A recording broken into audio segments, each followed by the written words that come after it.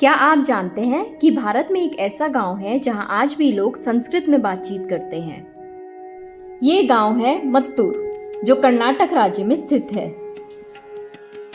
आइए जानते हैं इस अनोखे गांव की खासियत और इसकी समृद्ध परंपरा।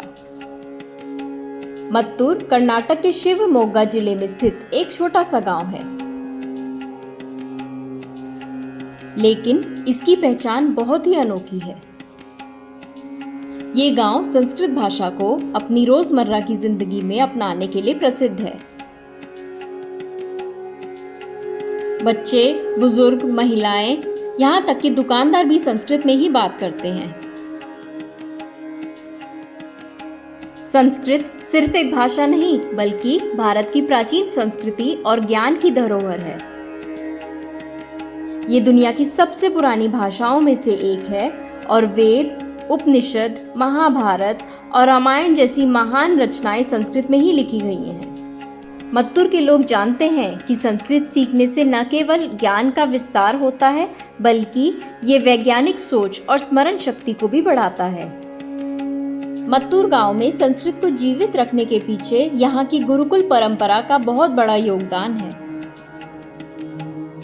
इस गांव में गुरुकुल की शिक्षा दी जाती है, जहां बच्चे वेद, शास्त्र, योग और संस्कृत व्याकरण सीखते हैं।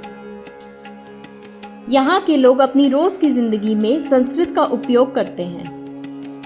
वे एक दूसरे का अभिवादन इस प्रकार करते हैं: कथमस्ति भवान, जिसका अर्थ होता है आप कैसे हैं।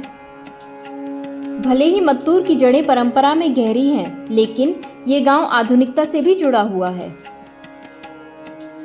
यहाँ के युवा आईटी सेक्टर और अन्य क्षेत्रों में भी कार्य करते हैं,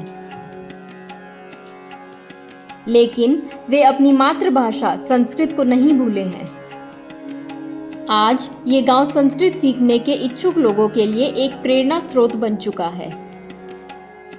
कई स्कूलों और विश्वविद्यालयों से छात्र यहाँ आकर इस भाषा को सीखते हैं। मत्तूर इस बात का प्रमाण है कि अगर इच्छा शक्ति हो तो परंपराओं को जीवित रखा जा सकता है।